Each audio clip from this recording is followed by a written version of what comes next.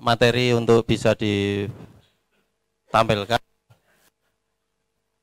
Kesempatan pertama pada hari ini adalah penyampaian Undang-Undang Nomor 29 Tahun 2014 tentang pencarian dan pertolongan.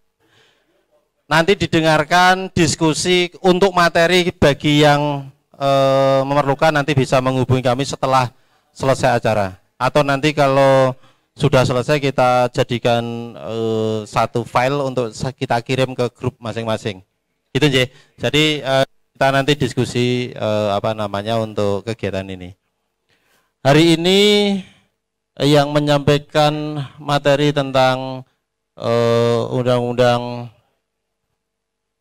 terkait dengan pertolongan dan pencarian, beliau sendiri Bapak Heru selaku Kansar Semarang. Terima kasih. Monggo Bapak bisa.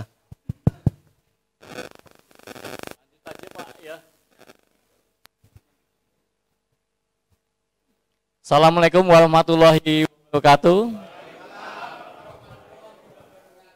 Selamat pagi menjelang siang. Salam sejahtera, salam sehat.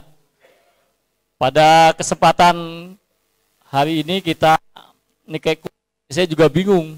Kalau kuliah undang-undang itu 4 SKS nih. Tapi kita santai aja Pak. Sebenarnya saya lebih banyak nanti kita sharing session aja. Sebenarnya apa yang diinginkan teman-teman atas kami. Nanti kalau memang kami bisa memberikan jawaban, kami akan jawab. Sehingga akan ketemu outputnya bahwa nanti antara Rapi dengan Basarnas itu terjalin kolaborasi dan sinergi baik pada kegiatan kemanusiaan dan kegiatan-kegiatan lainnya. Dengan santai sajalah ya kita monggo, karena ini sepuh semua nih, sesepuh saya jadi nggak enak nih berdiri berhadapan sama para sepuh. Tapi karena saya ditugaskan oleh Pak Ketua Wilayah Jateng untuk menyampaikan, ya saya dengan berat hati saya berdiri di depan, mohon izin para sepuh untuk menyampaikan terkait undang-undang. Tapi saya tidak sampaikan secara total, kami hanya garis besarnya pada poin-poin tertentu saja sehingga teman-teman memahami dan kami dari Basarnas akan lebih enak ya nanti kalau kita sudah saling memahami. Belum saya masuk ke undang-undang, ada profil untuk kantor kami, silakan diputarkan.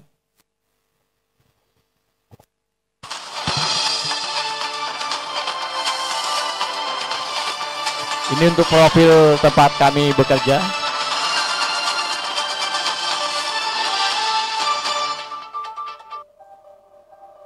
Kantor Pencarian dan Pertolongan Kelas A Semarang adalah unit pelaksanaan teknis Badan Nasional Pencarian dan Pertolongan yang berada di bawah dan bertanggung jawab kepada Kepala Badan Nasional Pencarian dan Pertolongan. Mempunyai tugas melaksanakan siaga, latihan, operasi, pengelolaan komunikasi, sarana, dan prasarana, bimbingan teknis tenaga dan potensi, serta pemasyarakatan pencarian dan pertolongan. Kantor Pencarian dan Pertolongan Kelas A Semarang berkedudukan di Jalan Bukit Barisan A4 nomor 9, Perum Permata Puri, Ngalian, Semarang. Kantor Pencarian dan Pertolongan Kelas A, Semarang, saat ini dipimpin oleh Bapak Heru Suhartanto selaku Kepala Kantor dan dibantu oleh Bapak Mahfud selaku Kepala Subbagian Umum, Bapak Mulwahyono selaku Kepala Seksi Operasi dan Siaga, dan Bapak Didit Ari Ristandi selaku Kepala Seksi Sumber Daya. Kantor Pencarian dan Pertolongan Kelas A Semarang memiliki 3 pos pencarian dan pertolongan yaitu Jepara, Surakarta, dan Wonosobo, serta 3 unit siaga pencarian dan pertolongan yaitu Borobudur, Rembang, dan Pemalang, dengan cakupan wilayah kerja meliputi 29 kabupaten dan kota di Jawa Tengah. Dalam melaksanakan tugas dan fungsi, Kantor Pencarian dan Pertolongan Semarang memiliki 145 personil yang terdiri dari rescuer, anak buah kapal, dan petugas administrasi. Kantor SAR Semarang memiliki sarana, prasarana dan peralatan yang memenuhi standar teknis dan operasional sesuai dengan standar kebutuhan operasi dan sesuai dengan jenis kecelakaan yang ditangani, yang ditempatkan di Kantor Semarang, pos pencarian dan pertolongan, serta unit siaga pencarian dan pertolongan. Kantor SAR Semarang menyelenggarakan latihan pencarian dan pertolongan secara sistematis dengan tujuan dan sasaran untuk meningkatkan kesiapsiagaan pencarian dan pertolongan. Latihan pencarian dan pertolongan bertujuan untuk 1. Menguji prosedur. 2. Menguji dan membina kesiapsiagaan personil. 3. Menguji kemampuan operasional sarana dan prasarana. Pelaksanaan operasi pencarian dan pertolongan dilakukan oleh sumber daya manusia yang memiliki keahlian dan kompetensi di bidang pencarian dan pertolongan, yang dilaksanakan melalui pelatihan teknis di bidang pencarian dan pertolongan, bimbingan teknis, atau kegiatan yang serupa. Adapun jenis pelatihan pencarian dan pertolongan meliputi 1. Pertolongan di permukaan air. 2. Pencarian dan pertolongan di kedalaman air. 3. Pencarian dan pertolongan di gunung dan hutan. 4. Pertolongan di ketinggian. 5. Pertolongan di ruang terbatas. 6. Pertolongan di jalan raya. 7. Pencarian dan pertolongan di bangunan runtuh. Penyelenggaraan operasi pencarian dan pertolongan menjadi tugas dan tanggung jawab Badan Nasional Pencarian dan Pertolongan yang dilakukan terhadap a. Kecelakaan kapal dan pesawat udara. B. Kecelakaan dengan penanganan khusus. C. Bencana pada tahap tanggap darurat. Dan D. Kondisi membahayakan manusia. Kantor Pencarian dan Pertolongan Semarang telah melaksanakan operasi pencarian dan pertolongan dari tahun 2021 sampai dengan 2023 sebanyak 428 kali operasi SAR.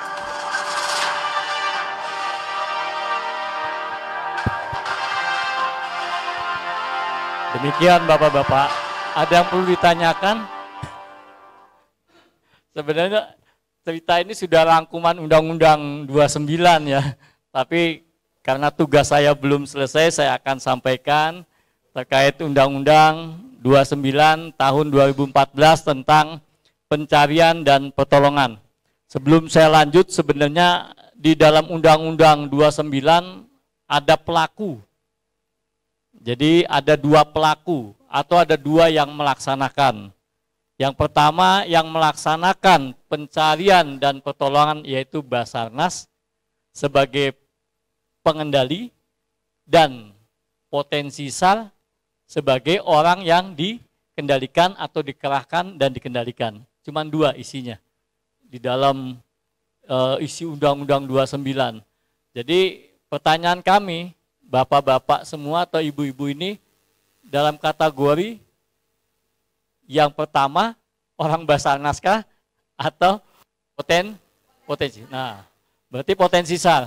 Potensi SAR adalah yang kami kerahkan dan kami kendalikan di dalam setiap pelaksanaan operasi pencarian dan pertolongan.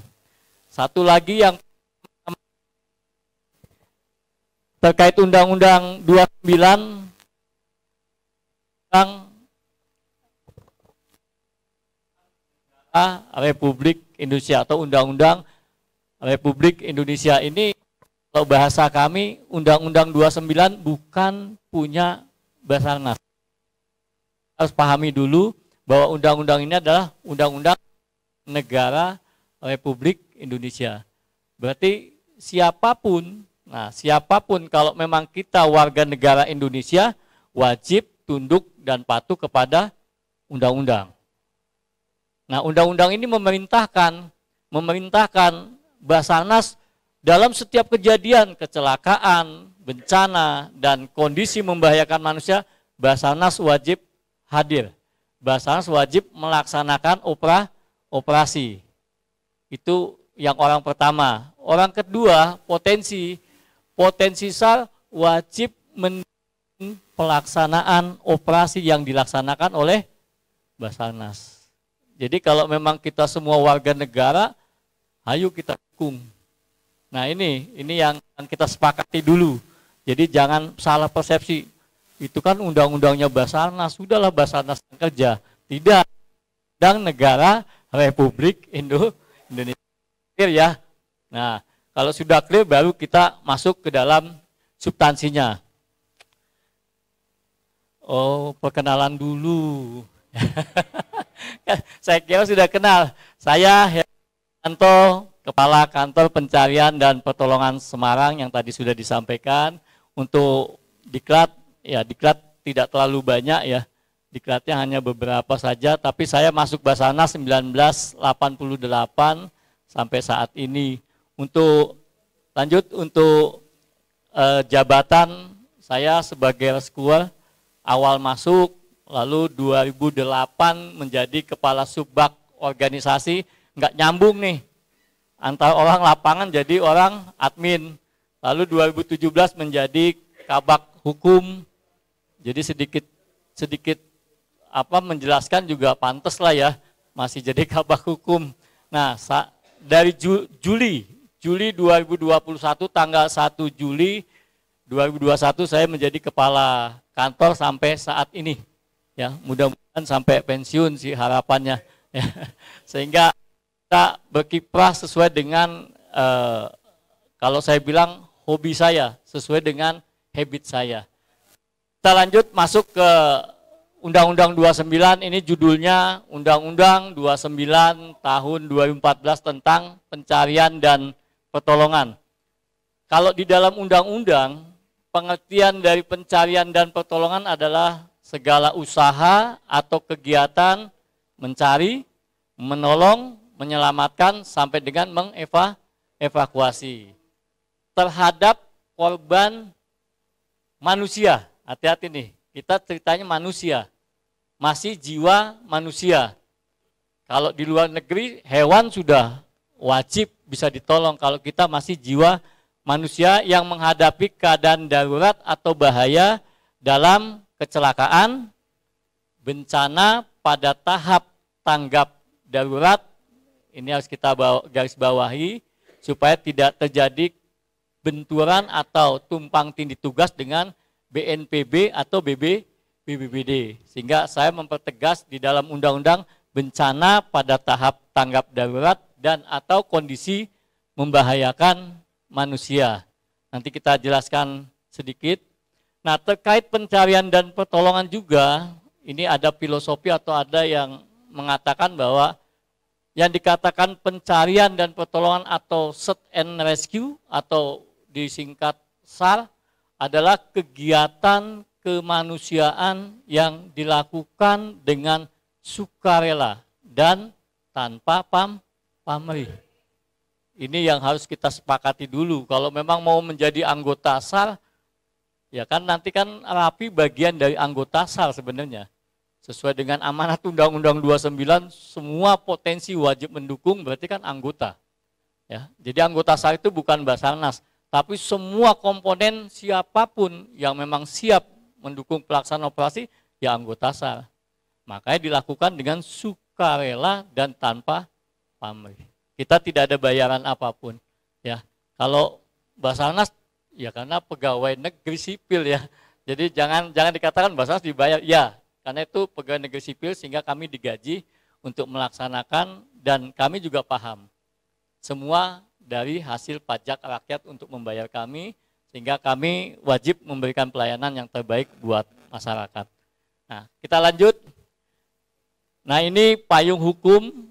Jadi di dalam Undang-Undang 29 itu ada amanat atau mandatori. Di mana amanat itu yang pertama bentuknya adalah PP 21, Peraturan Pemerintah Nomor 21 Tahun 2017 tentang pembinaan potensi. Jadi kalau teman-teman nanti masuk ke dalam klaster potensi SAR, maka di PP sudah diatur bagaimana kami membina teman-teman. Sama di PP 21 juga yang ada dua, ada Basarnas dengan ada potensi. Basarnas adalah pembinanya, potensi adalah yang dibina. Ya. Nanti kita masuk ke PP 21 sekilas ya. Ada PP 22 2017 ini tentang operasi. Jadi perlu kita ketahui bersama bahwa di dalam pelaksanaan operasi kita punya legalitas, kita punya payung hukum. Sehingga setiap pelaksanaan kita ada aturannya. Tidak boleh melaksanakan semau, kalau bahasa Indonesia yang baik. Nah, tidak ada semau gue, saya mau operasi ya. Nah, tapi ini diatur semua. Sehingga dengan aturan seperti itu semua dalam kondusif lah ya, tidak semau kita. Lalu ada Perpres 83 2016 ini tentang Badan Nasional Pencarian dan Pertolongan.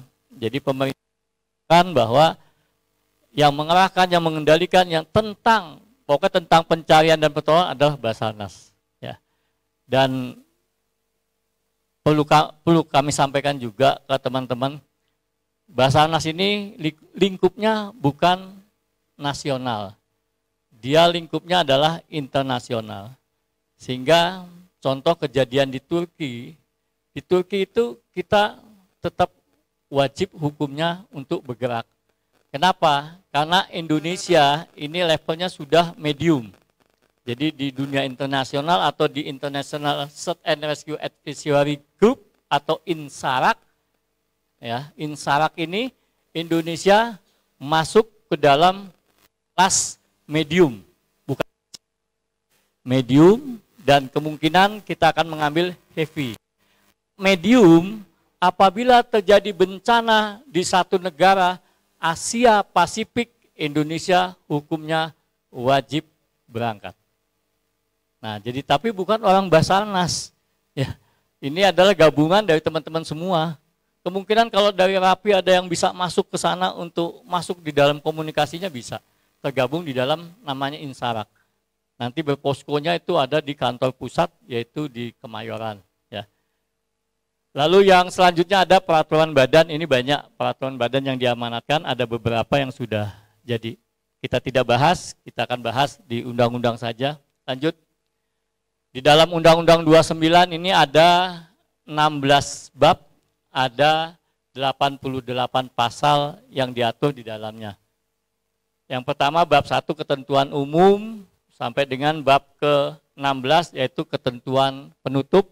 Saya ada garis warna merah bab 4 potensi, nanti kita bahas sedikit karena kepentingan kami dengan teman-teman. Yang tadi saya bilang di dalam undang-undang hanya 2 ya. Ada Basarnas dan ada potensi. Yang kedua nanti bab ke-6 terkait penyelenggaraan operasi. Nanti seperti apa yang tadi Pak Ketua katakan, siapa berbuat apa, siapa punya kewenangan apa.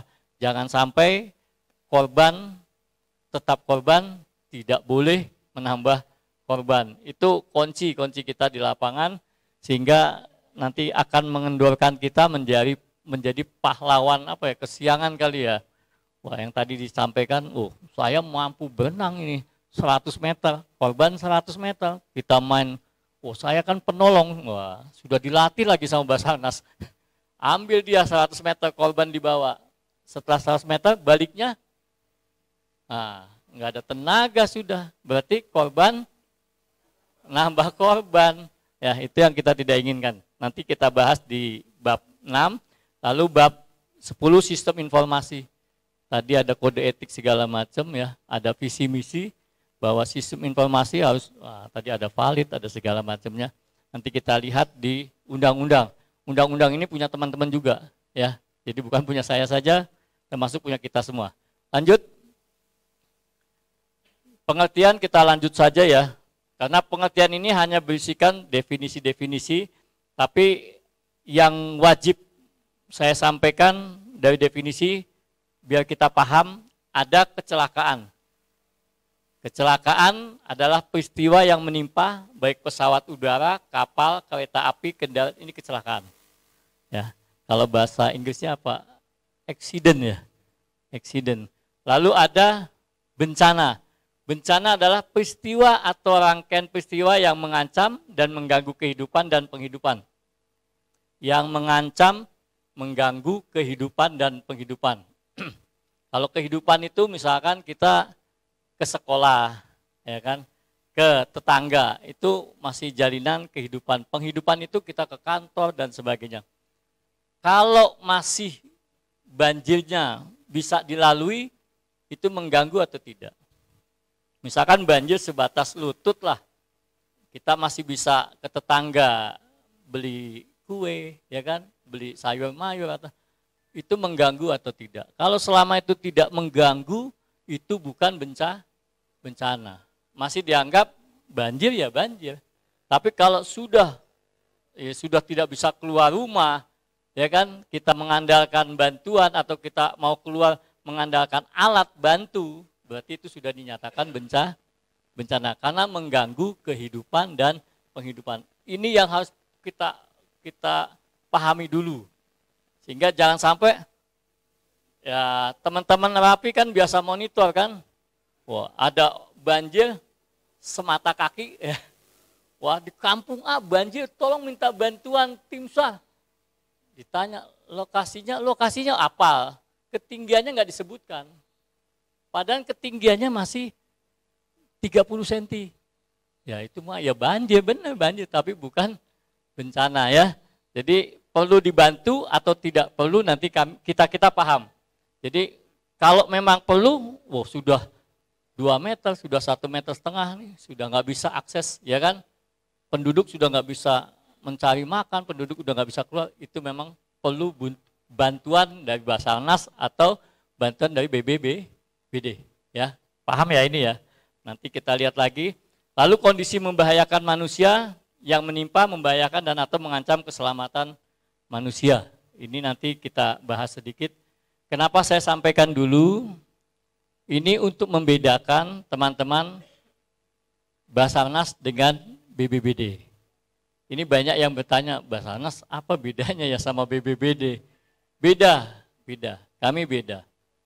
Kami mendapat mandatori, Basarnas itu mendapatkan mandatori dari Badan Dunia yang dikatakan International Maritime Organization atau organisasi pelayaran internasional. Ada penerbangan internasional. Jadi mendapatkan mandatori apabila terjadi kecelakaan, Indonesia wajib menolong. Nah, makanya bahasa Indonesia dijadikanlah Basarnas ini oleh pemerintah untuk mewakili pemerintah melakukan pertolongan. Itu mandatori dari IQ, IMO, termasuk mandatori dari Insarak. Ya, jadi untuk kebencanaan ya wajib Indonesia membantu negara di Asia Pasifik. Kalau sudah happy berarti seluruh dunia Indonesia wajib bantu.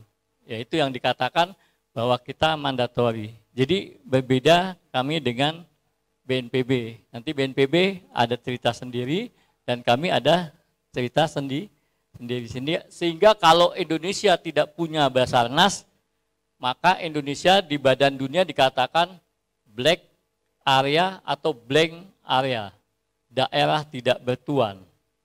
Kalau sudah ada cap ini, jangankan pesawat singgah ke Indonesia, jangankan kapal singgah ke Indonesia, melintas pun mereka tidak mau. Indonesia negara bahaya.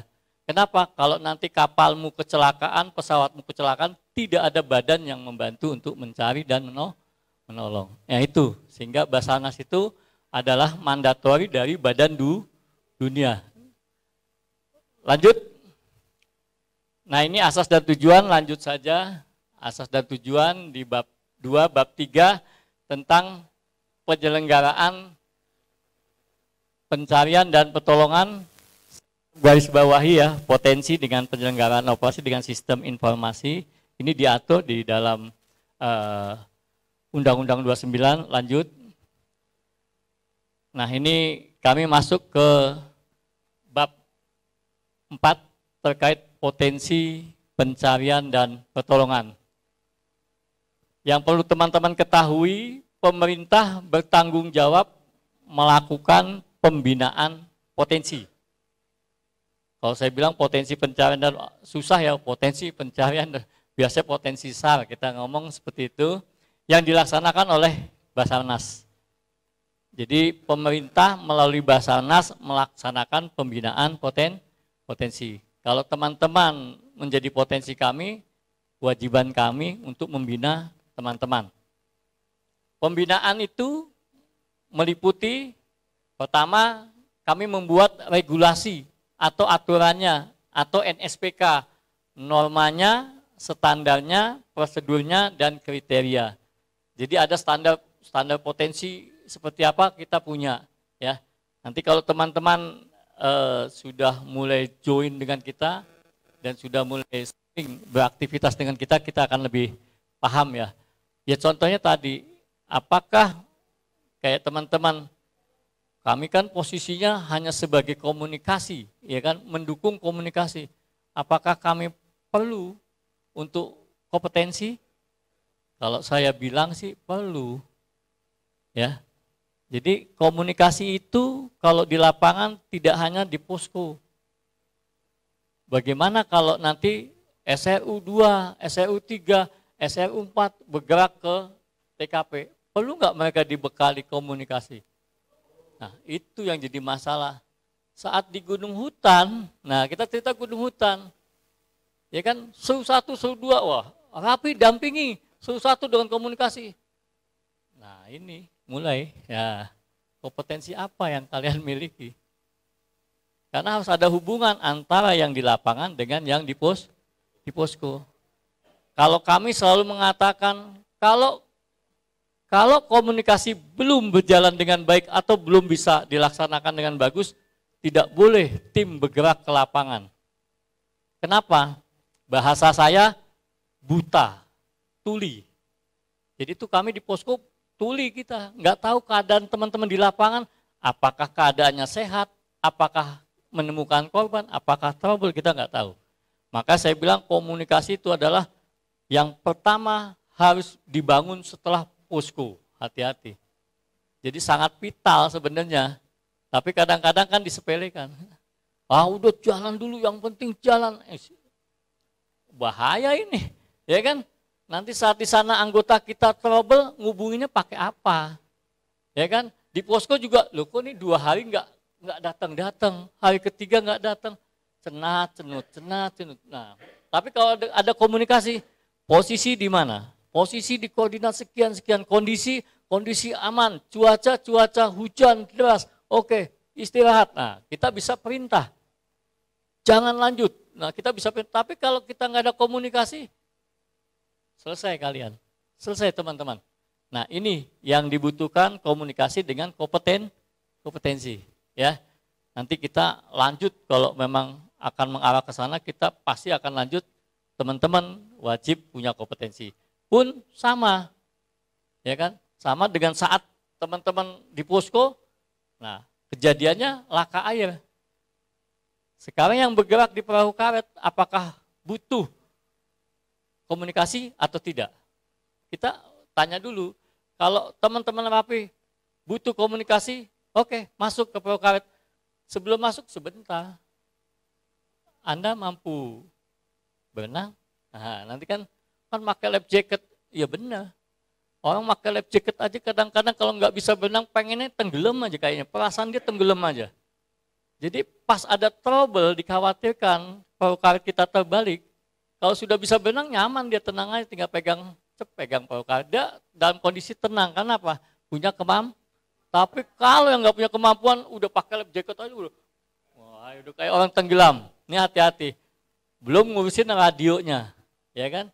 Ini yang teman-teman harus pahami, kompetensi itu tetap menurut saya sangat-sangat diperlukan. Ini NSPK ya. Terus saya masuk ke pengendalian. Ini yang penting nanti di pengendalian ya. Bahwa teman-teman di dalam pengendalian ini nanti kita akan memberikan beberapa bentuk ya. Ada 4 nanti kita lihat. Kita masuk ke pengawasan dulu. Pengawasan tidak perlu.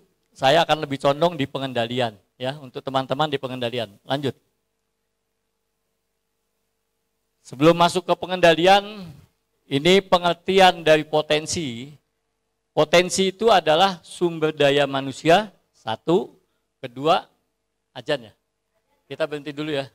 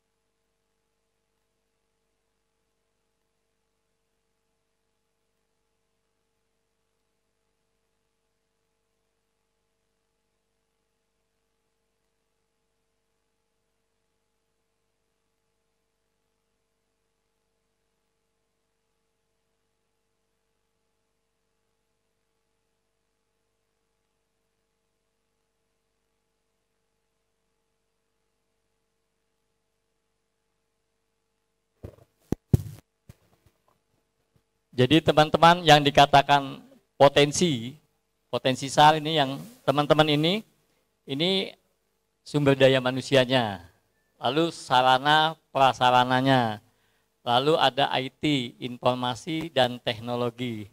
Jadi teman-teman nanti punya, saya banyak SDM, oh berarti bisa jadi potensi.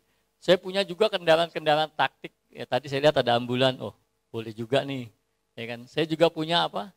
Informasi teknologi, ya termasuk radio itu informasi teknologi ya. Kemungkinan ada yang lebih canggih lagi ya, monggo lah. Yang keempat adalah hewan. Kali kedepannya teman-teman mau beli K9 atau mau beli gajah, gajah boleh loh buat operasi SAR ya, kalau di Lampung itu bisa untuk masuk nembus hutan ya.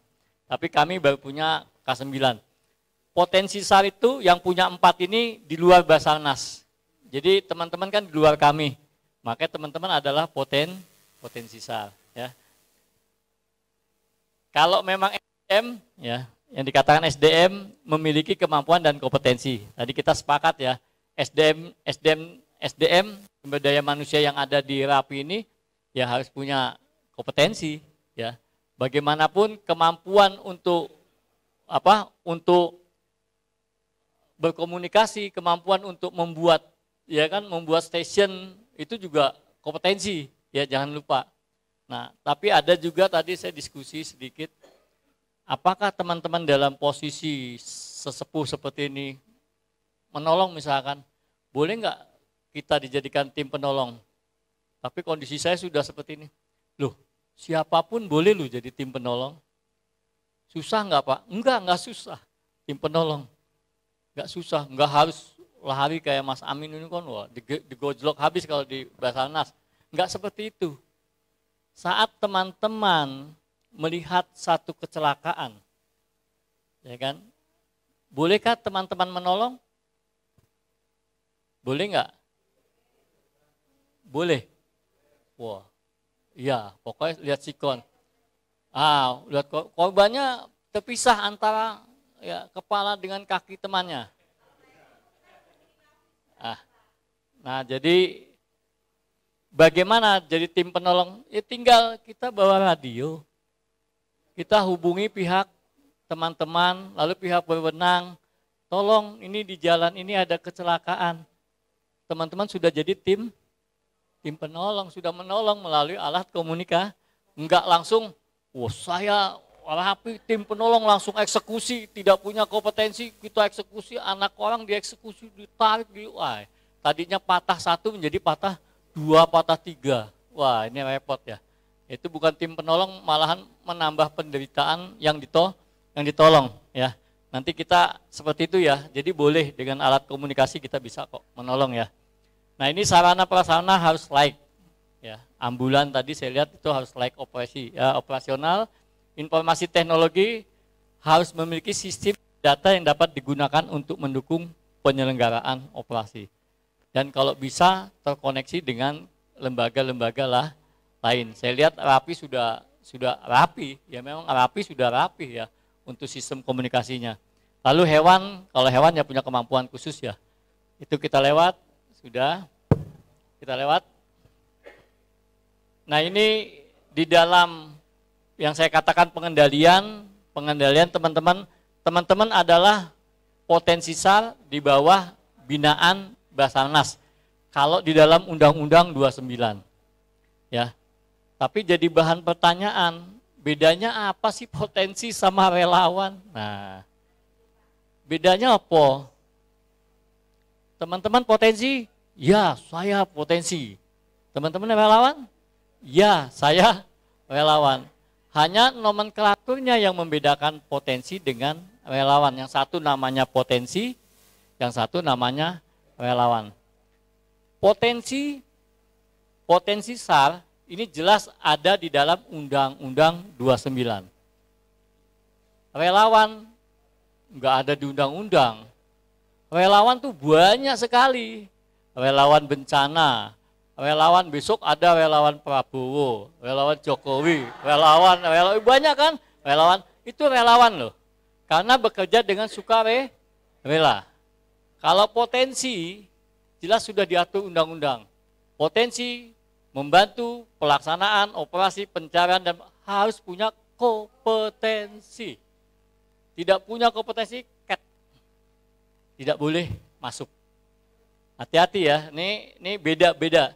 Jadi kalau teman-teman melaksanakan operasi pencarian dan pertolongan membantu Basarnas, itu namanya potensi, bukan relawan. Tapi kalau mau membantu di kebencanaan, namanya relawan bencana. Jadi jangan sampai salah nih ya teman-teman. Saat terjadi gempa bumi seperti di Cianjur, Rapi mau membantu, ya kan? Oh, Rapi Pusat atau Rapi Jateng mau membantu ke Cianjur. Mau jadi apa? Relawan atau potensi? Tanya dulu, saya datang mau membantu. Iya, mau jadi relawan apa mau jadi potensi? Paham gak nih? Jadi kita datang, saya mau jadi potensi. Berarti kita datang ke Cianjur. Di sana ada 8 klaster. Klaster pertama pendidikan, kesehatan, pengungsi, ya kan? Terusnya logistik dan lain sebagainya. Klaster ke-8 adalah pencarian dan pertolongan. Kalau teman-teman saya datang sebagai potensi, berarti masuk ke klaster pencarian dan pertolongan. Lapor di sana ada posko Basarnas. Tapi saya, wah bingung dia, apa ya? Oh relawan, saya jadi relawan.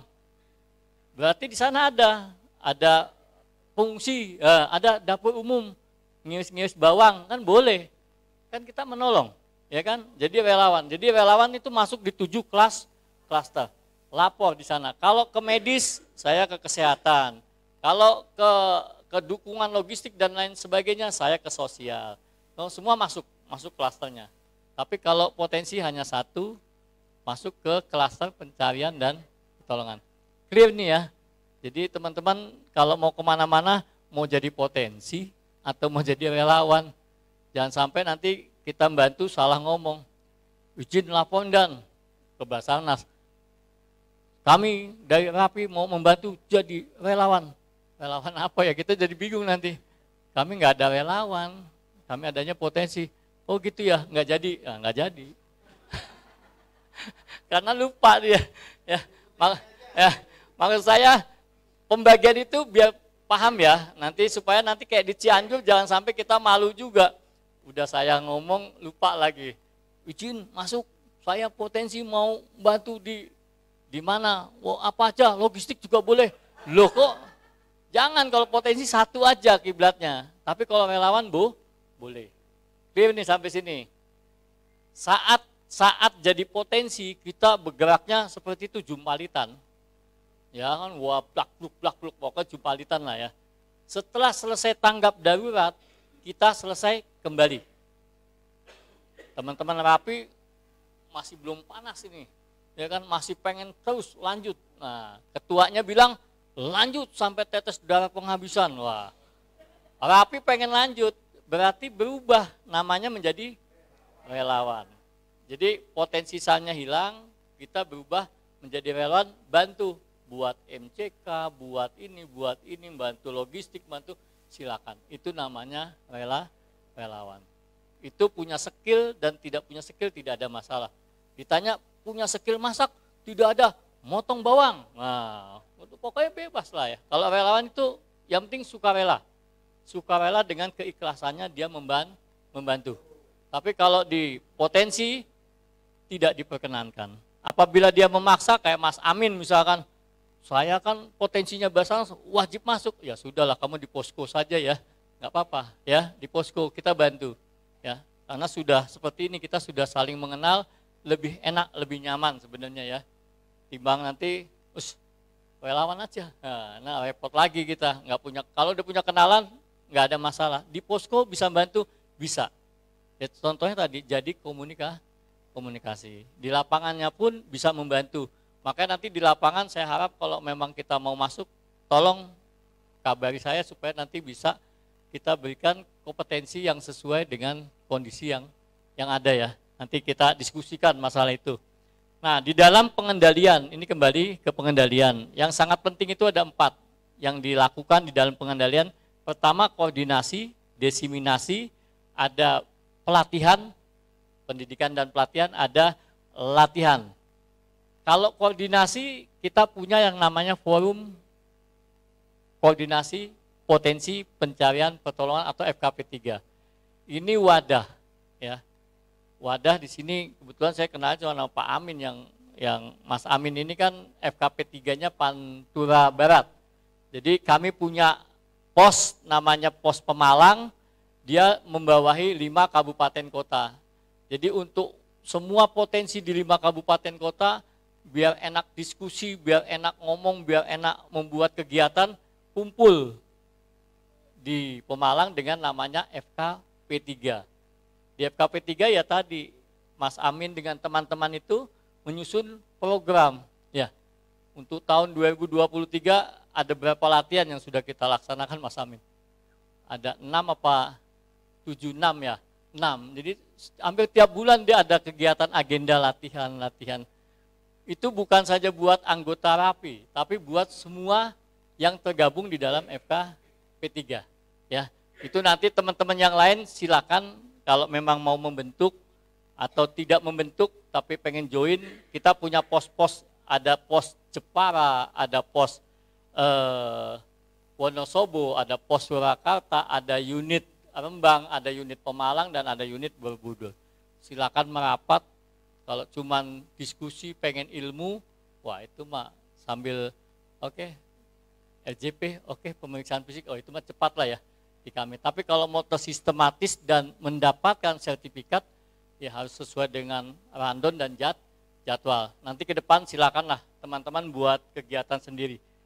Kenapa ada koordinasi ditempatkan di FKP3? Agar kami juga saat membutuhkan teman-teman gampang ya.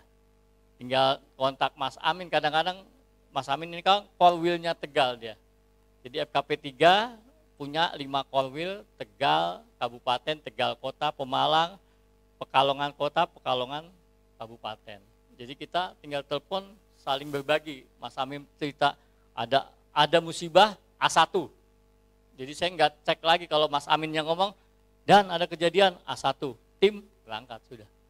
Jadi enggak sebentar saya cross check dulu benar atau tidak, enggak. Kalau sudah core wheel atau yang dituakan atau siapapun anggota FKP3 itu A1. Ya.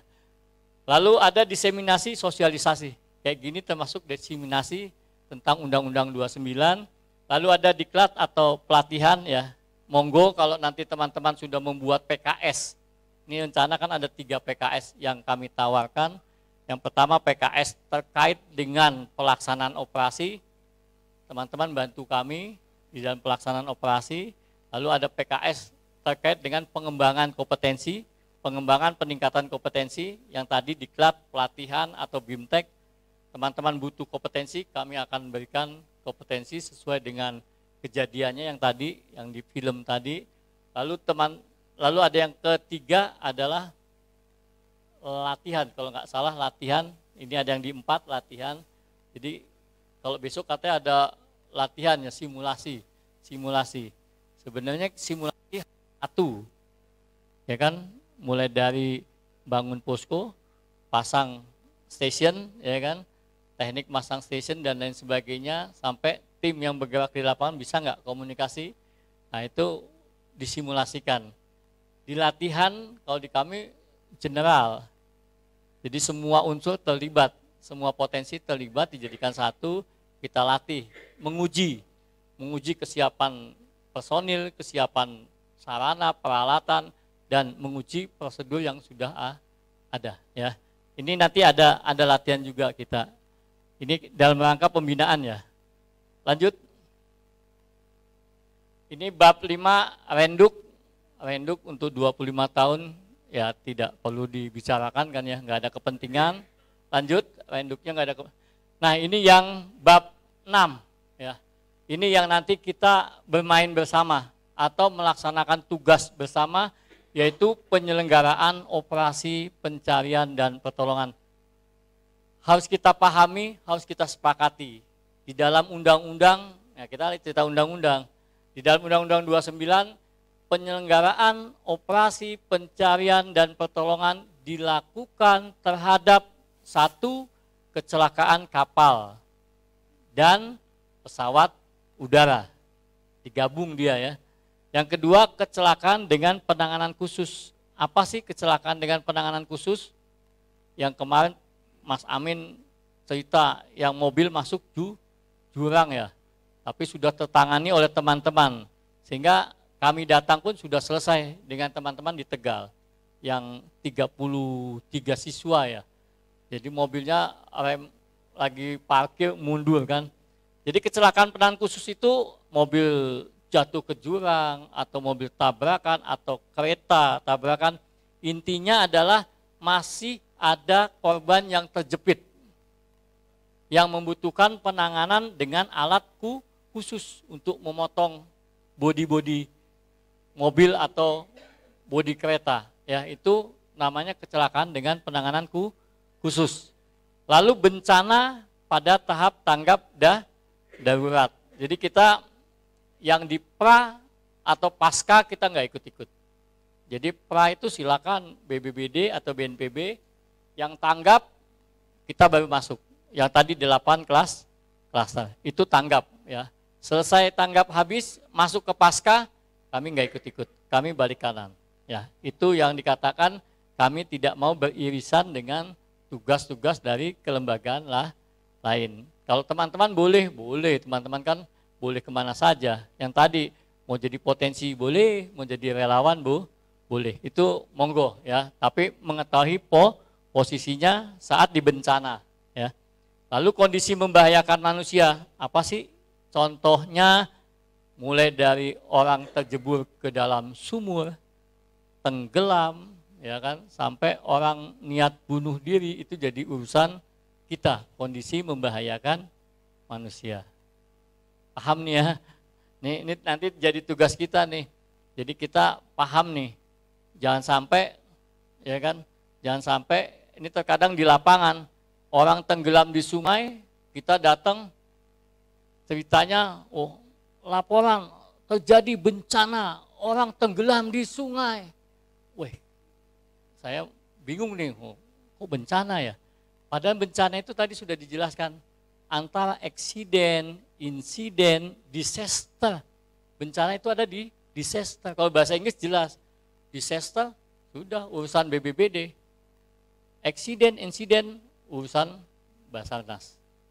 Karena mandatorinya jelas. Ya kan, mandatori dari Badan Dunia, kecelakaan pesawat, kecelakaan kamu Basarnas punya kewenangan. Nah ini bencana pada tahap tanggap darurat karena ada di satu klaster ya. Clear ya. Nanti pelaporannya juga ya teman-teman jangan izin komandan, izin Basarnas. Ini terjadi bencana. Wih, bencana apa? Anak kecil tenggelam. Wih, kita bingung. Itu kondisi membahayakan manusia. Clear ya? Ini biar paham. Jadi nanti pelaporan juga tidak membahayakan lawan dan kawan nih. Nanti kita mau berangkat, Pak Kasiop yang kasihan nanti. Dan ada laporan dari Rapi. Apa? Ada bencana. Bencana apa, Op? Biasa itu orang tenggelam. Kasiopnya juga bilang bencana. Wah, itu saya suruh push up, udah push up, Op. Karena nggak baca undang. Kalau teman-teman nggak berani kita. Cuman salah itu ya, itu kondisi membahayakan manusia. Ya, kadang-kadang ini yang mindset seperti ini apa ya, sepele tapi jadi bahan ketawaan kalau yang udah paham. Ini wah kacau nih. Ya, clear ya sampai sini. Kondisi membahayakan manusia banyak, termasuk orang hilang di gunung. Ya, orang hilang di gunung itu bukan bencana, itu kondisi membahayakan.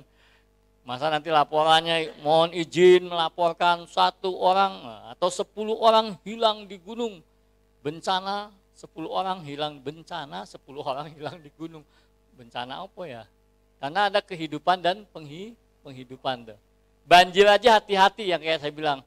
Izin melaporkan bencana banjir. Ketinggian berapa? Ketinggian 30 cm. belum bencana itu mah, masih banjir ya.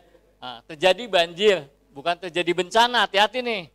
Terjadi banjir dengan ketinggian 30 cm, mohon dukungan. Nah, kalau dukungan banyak lah ya. Tapi kalau 30 cm, mohon dukungan Basarnas dengan perahu karet lengkap. 30 cm. Kita dorongnya setengah mati itu nanti ya. Nah ini pelaporan ya, teman-teman tuh harus memahami pelaporan. Kemungkinan gara-gara pelaporan kali saya dipanggil untuk jelasin 29.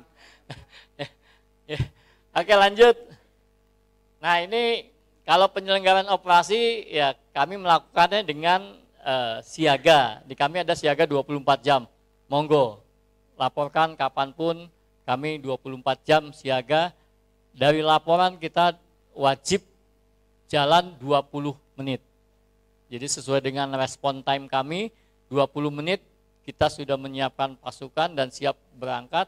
Nanti ke TKP bisa 1 jam, itu tergantung ke TKP-nya. Tapi respon time kami diharapkan 20 menit sudah pasukan sudah siap berangkat. Sebenarnya kami terbantu dengan teman-teman. Kadang-kadang kami masih di jalan, teman-teman sudah melaksanakan. Itu yang makanya saya pribadi dengan Kasiop datang ke sini sebenarnya nggak mau saya mengutus yang lain. Saya mau ngomong langsung. Kenapa? Karena ini momen penting. Momen penting kalau dalam pemilu kami lagi narik suara nih.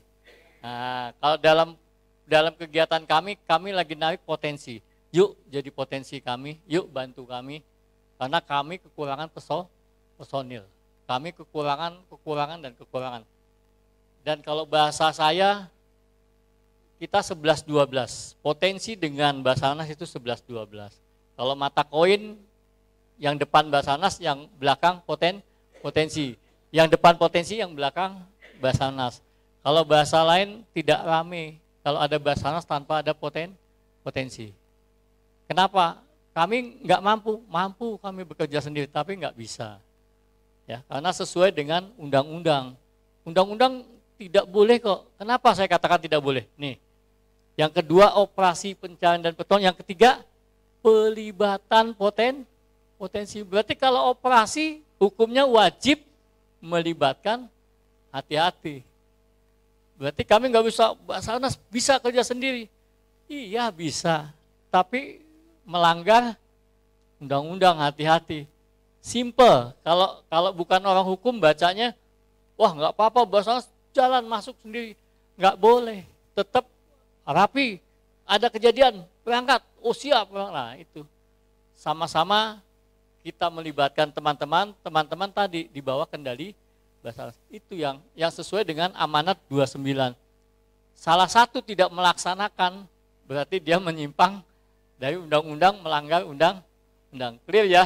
Ada pelibatan. Jadi nanti mohon izin Bapak Ibu sekalian, apabila memang sudah kita sepakati di dalam PKS atau kita sudah sepakati di sini, apabila kami butuh bantuan, kami akan menghubungi teman-teman, dan apabila teman-teman siap, silakan bergabung, dan bila teman-teman tidak siap, kami pun tidak masalah.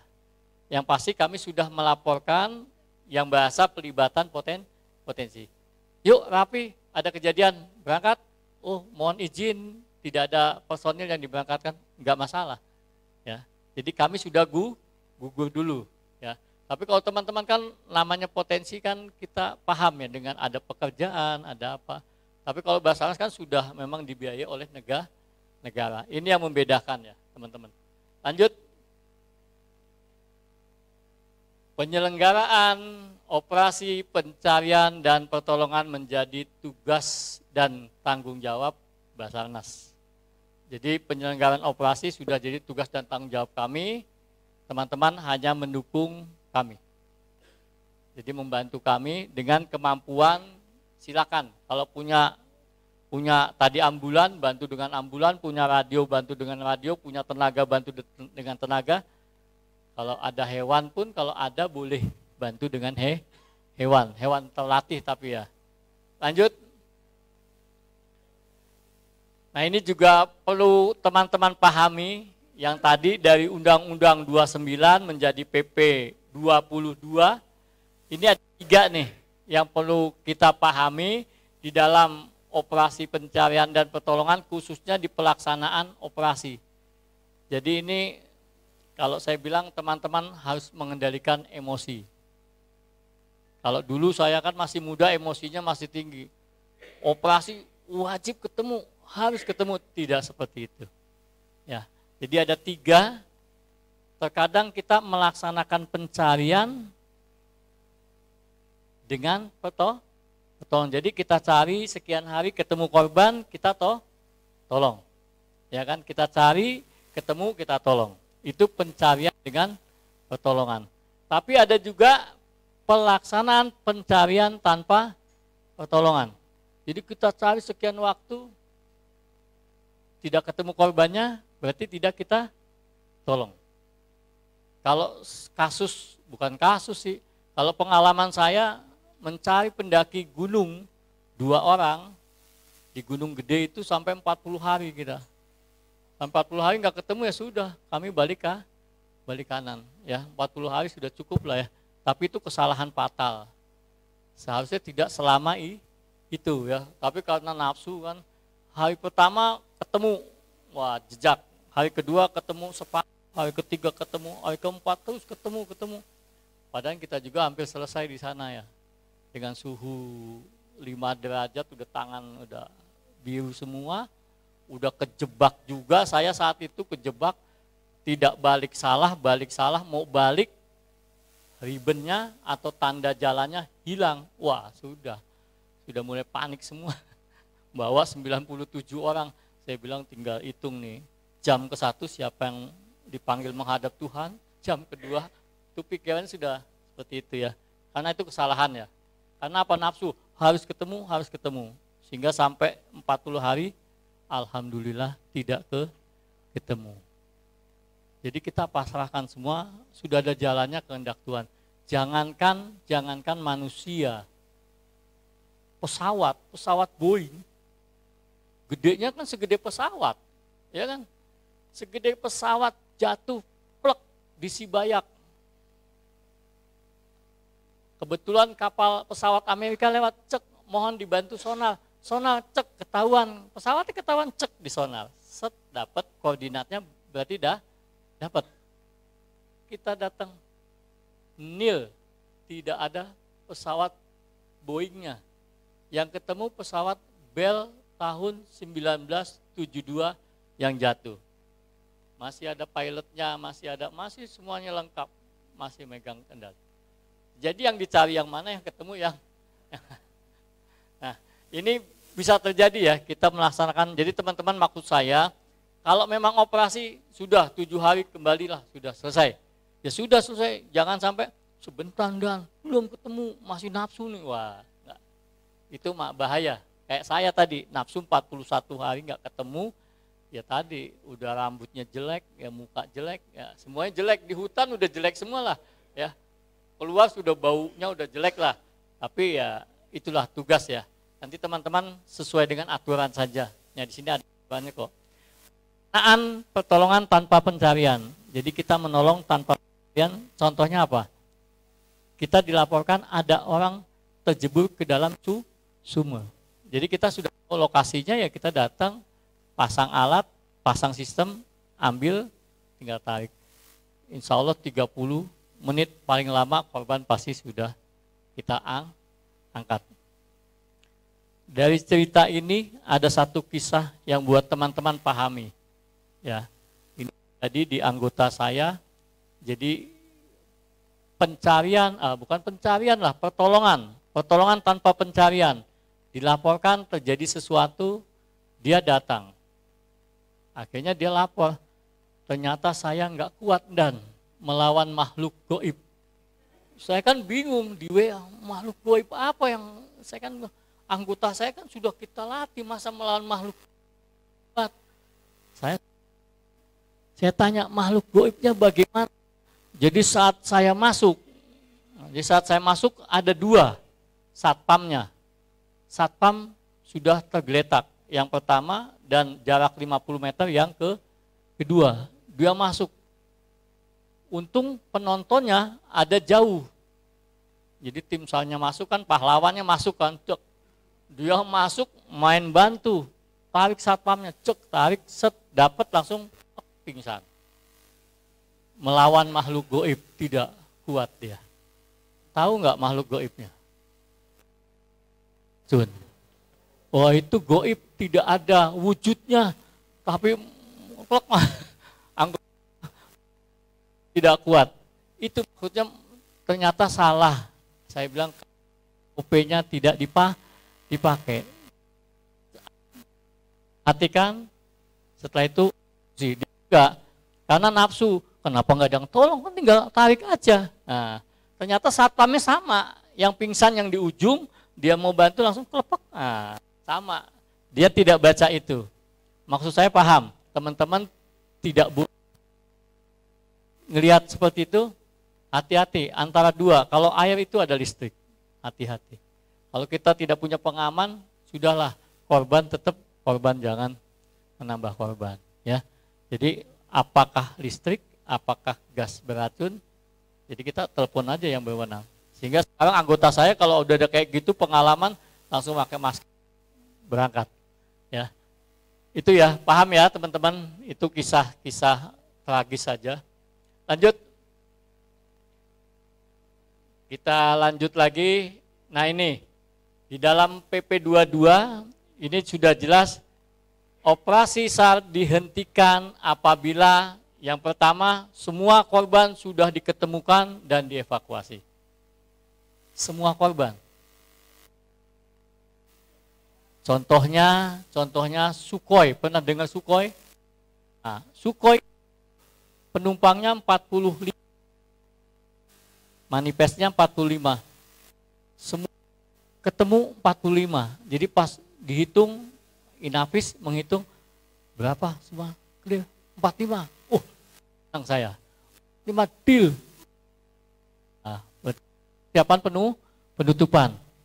Tapi sebelum penutupan saya minta cleaning. Ya, takutnya ada ceceran.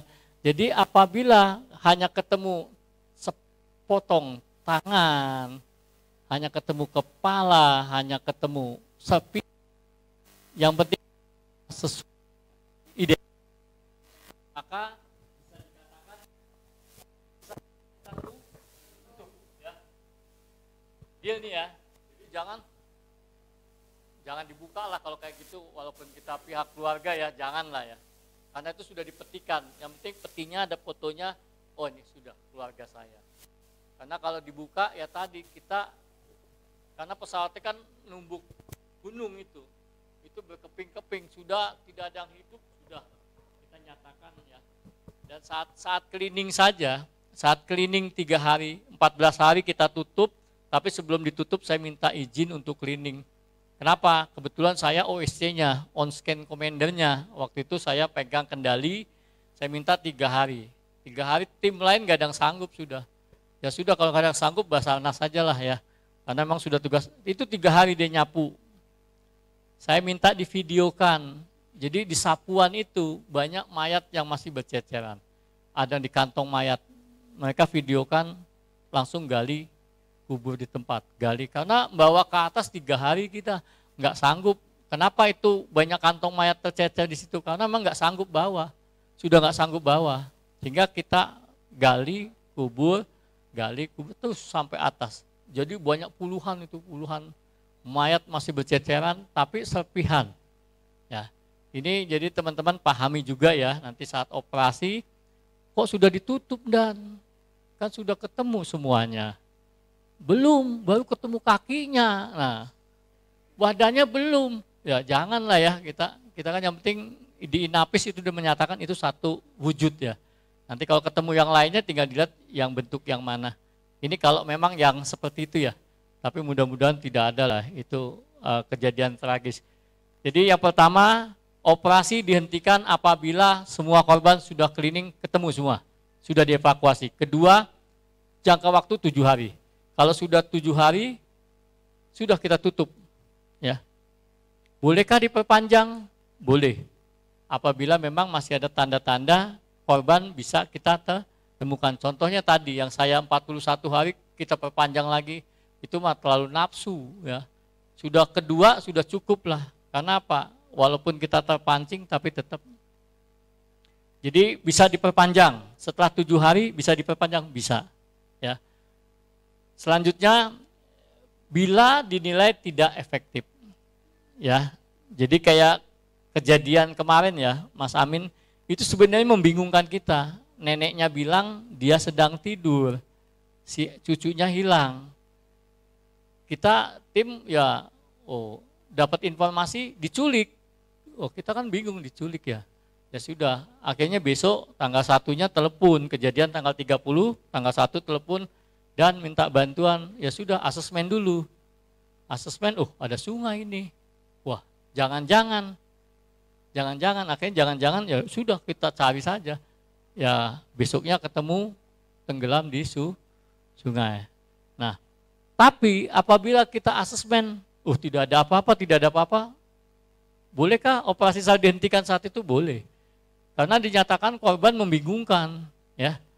Ini posisinya tidak jelas, sehingga saat kita cari asesmen pertama, terus kita cari kedua, ketiga, 3 hari tidak ketemu, boleh dihentikan? Boleh. Ya, dianggap tidak efektif dan tidak valid informasinya. Ya, tapi demi melayani masyarakat kami tetap hadir dan tetap melaksanakan kegiatan tersebut. Ya. Lanjut, kita lanjut lagi, Pak. Lanjut. Ini SDM pokoknya intinya SDM adalah yang punya kompeten gitu aja ya. Nanti bentuknya apa kompeten ya kita latih, kita berikan pelatihan atau kita berikan BIMTEK. Lanjut. Ini kelembagaan ya tidak usah, ini Basarnas. Sarana yang tadi like operasi ya, like operasi. Lanjut. Sistem informasi. Ini yang teman-teman harus pahami juga bahwa di dalam menunjang penyelenggaraan operasi harus tersedia pelayanan sistem informasi pencarian dan pertolongan. Kalau saya memudahkan teman-teman, ini saya butuh Rapi di sini sebagai mata atau sebagai voice atau sebagai corong kami. Jadi nanti satu pintu saja, ya. Karena kalau tidak satu pintu bahaya ini. Hoak. Korban sudah diketemukan. Ramai itu satu. Korban. Si A bilang korban sudah ketemukan. Ngomong korban sudah ketemu. Iya, padahal korban belum diketemukan. Nah, makanya adanya satu organisasi yang bisa dipercaya seperti Rapi atau Orari ini untuk mengkanter kalau ada berita-berita tidak baik ya. Ini kami butuh informasi dan komunikasi. Jadi informasi yang diterima dan komunikasi yang dilakukan untuk mengerahkan, mengendalikan anggota yang di lapangan, ini bisa dilakukan oleh teman-teman Rapi. Basarnas nggak bisa. Nah balik lagi nih, kita bingung lagi nih kalau bilang Basarnas. Kami punya ya jenisnya radio biasa lah, Motorola ya. Tapi di sana sudah digabungkan dengan, kita modelnya Digilog ya. Digilog sudah digabungkan dengan Google Earth. Sehingga saat teman-teman bawa HT, kalau kami dulu kan saya kebetulan instruktur. Jadi sebelum jadi instruktur itu tukang ngebohongin instruktur. Nah, kita kibulin kan. Nah, jadi instrukturnya itu sampai kalau kita bilang saya dilepas di gunung 7 hari, kita jalan. 7 hari jalan, radio kita matikan.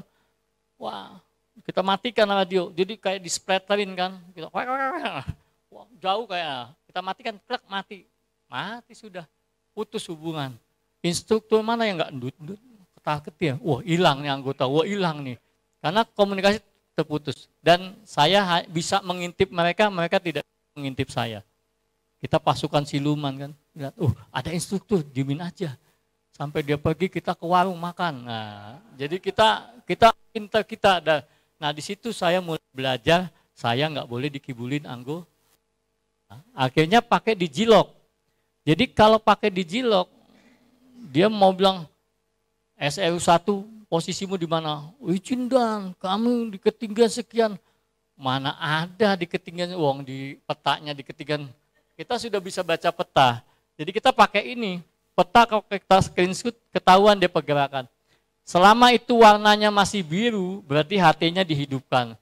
Tapi kalau warnanya sudah hijau, HT dia dimatikan. Jadi mau dimatikan mau dihidupkan, nggak ada masalah, terserah kamu lah. Yang penting saya baca. Sehingga saya bisa mengarahkan. Dan kami terjebak, oke, di sebelahmu itu ada lembah.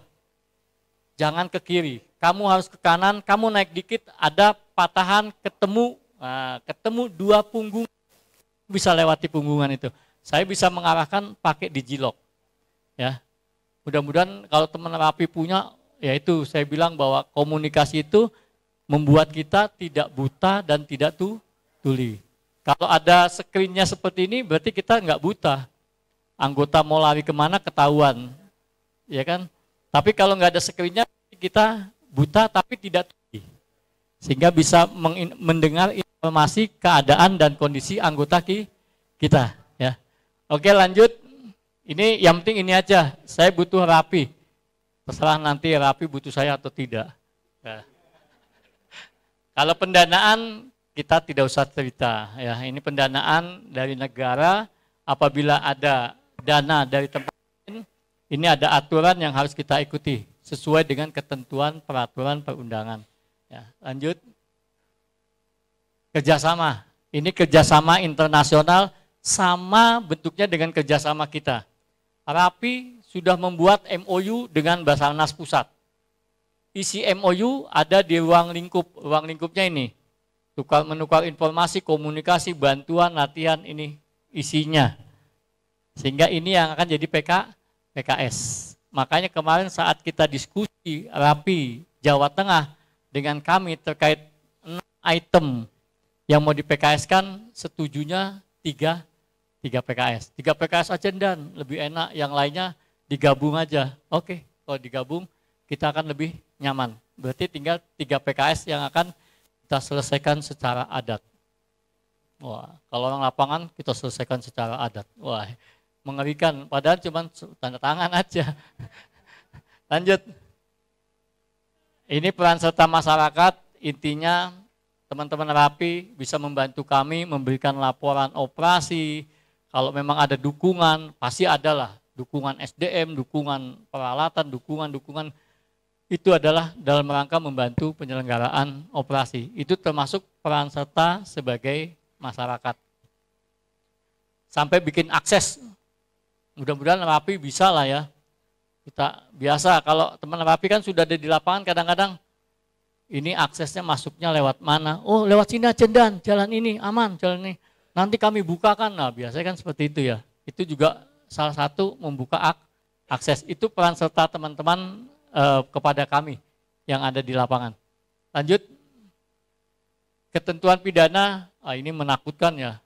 Pokoknya macam-macam 1M enak sekali ngomongnya ya. 1 miliar, kita duitnya aja belum pernah ngelihat seperti apa duit 1 miliar. Tapi ini cuman sebagai sebagai sanksi atau sebagai punishment apabila ada orang yang merusak atau memindahkan sarana pencarian, dan ini memang bahaya ya. Karena bahaya, sama dengan yang kedua menyalahgunakan alat komunikasi. Dan alat pemancar kita punya signal marah bahaya, ILT ya. Kadang-kadang suka ada yang iseng karena nggak tahu fungsinya dinyalakan. Kalau ILT itu dinyalakan, cek, di-on-kan, itu seluruh dunia kan kepancar, ketangkap di seluruh dunia. Itu Indonesia dikejar-kejar, itu posisimu ada di Indonesia. Indonesia gimana kamu? Nah, cari. Nah, kami mencari. Kami punya DF, Direct Finder, ya, untuk mencari signal ini. Dan ini teman-teman Rapi udah canggih ini main ini ya, untuk mencari signal bohong-bohongan. Ya, udah canggih lah. Karena saya pernah bermain. Fog hunting. Bahasa teman-temannya fog hunting. Dikasih signal, dicari pakai. Cuman kalau kita kan pabrikan, kalau teman-teman sudah memodifikasi, wah ini yang mengerikan. Jangan-jangan banyak modifikasi yang nantinya bisa disumbangkan atau bisa ditukarkan ke kami.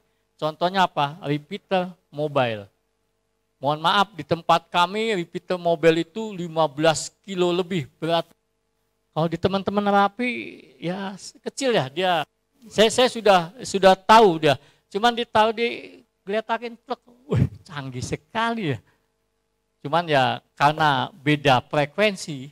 Nah, kalau teman-teman Merapi bisa tukar frekuensi kami, kemungkinan itu yang nanti bisa kita kerjasamakan juga kan. Tolong dibongkarin aja lah frekuensinya kan gitu kan. Karena itu kompetensi yang tidak kita miliki. Basarnas tidak memiliki.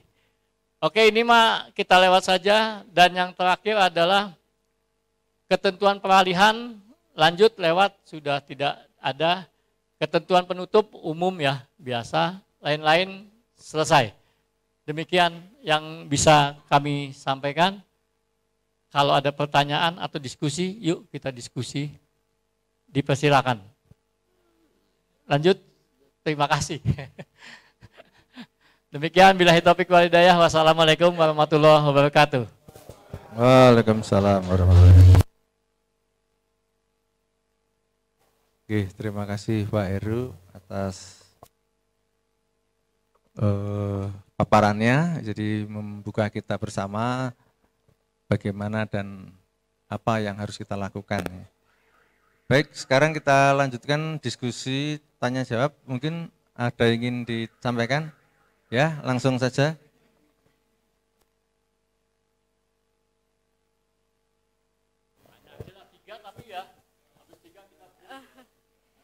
Mohon izin, saya Arum dari Kabupaten Cilacap, Juliet Zulu 11 Indian Fox Papa. Mohon izin dan menanyakan terkait tupoksi atau posisi rapi ini ketika ada contoh KMM gitu dan bahwa tadi dan Heru menyampaikan bahwa kami ada di kesediaan untuk spesifikasi komunikasi nggih ketika ada KMM contohnya.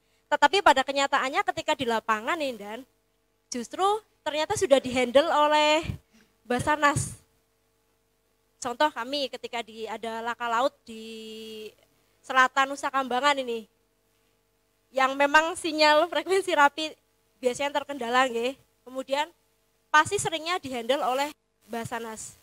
Jadi apakah seolah-olah kami perannya di situ hanya sebagai cadangan atau pelengkap informasi atau bagaimana dan ini mohon izin, matur nuwun. Monggo yang lain. Izin Pak, saya Asmawan Bagus Umboro dari Cilacap. Yang ingin kami sampaikan pertama itu ke teman-teman dulu ya. Jadi pengertian potensi Pak. Kadang yang terjadi seperti ini, potensi begitu masuk ke pencarian dan pertolongan, itu yang masuk dalam rekod itu kan yang saya tahu itu organisasinya Pak. Cuma kadang-kadang itu yang terjadi itu teman itu seolah-olah menjadi individu. Jadi gini, begitu rekod keluar dari Basarnas, yang muncul itu nama organisasinya, itu teman-teman yang terlibat itu kadang-kadang merasa galau Pak. Kok nama saya ada? Gitu loh Pak. Jadi mungkin saya sedikit pesan ke teman-teman, begitu kita masuk terlibat dalam potensi SAR ya, potensi kita bawa itu nama organisasi, bukan nama pribadi. Jadi begitu rekod keluar dari Basarnas itu nama organisasinya. Jadi mungkin Pak Heru bisa menjelaskan cara teman-teman itu masuk sebagai potensi itu nanti di rekodnya nama pribadi atau organisasi. Mungkin itu saja, terima kasih Pak.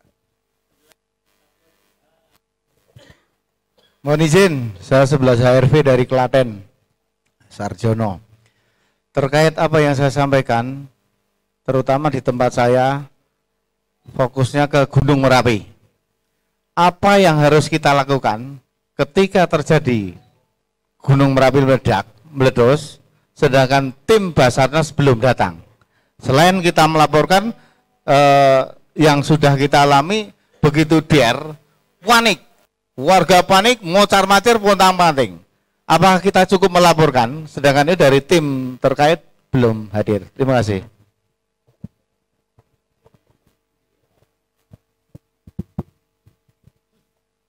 Untuk yang pertama dari Mbak Arum ya tadi. Terkait untuk komunikasi, saya juga bingung nih. Sebenarnya nggak usah bingung teman-teman ya. Kalau kami memang punya komunikasi, itu di Cilok itu memang hanya untuk kami. Dan kami tidak kepada potensi memberikannya. Nah, harapan kami dengan pertemuan saat ini, nanti kita akan share juga ke Cilacap ya, untuk kita koordinasi. Karena kalau sudah disusun atau dibuatkan PKS, ini kan saling mengikat kita. Saling mengikat, nanti kami bisa mengingatkan. Karena kalau di kami juga komunikasinya buat kami saja di Semarang. Tapi bagaimana komunikasi yang diharapkan? Kalau saya sih mengharapkan ada 2 lembaga komunikasi yang bagus, Rapi dengan Orari. Ini yang sangat bagus dan bisa duduk bersama di posko. Nanti dia yang menghandling komunikasi. Makanya saya tanya tadi, kalau anggota kami terbatas, kalau anggota Rapi banyak. Jadi saat nanti dibagi 4 seru, SRU 1, 2, 3, 4, yuk handling semua. 4 seru ini ada anggota Rapi, sehingga Rapi bisa menghubungi kepada posko. Kalau kami tetap kontak, karena apa? Kontak kami ya buat ke anggota, ya. Bukan buat bagian organisasi, kami tidak seperti itu. Karena kami menyadari keterbatasan untuk alat komunikasi kami. Makanya adanya kerjasama ini ya tadi untuk memahami posisi saya di mana. Ya tadi posisi Rapi di komunikasi titik. Tapi nah, lagi saat teman-teman yang di RU ini ya Mbok Yao nanti harus dibekali dengan kompetensi. Harapan saya itu, jadi tidak, wah sudahlah yang penting saya masuk ke gunung hutan, yakin ada Basarnas di samping saya.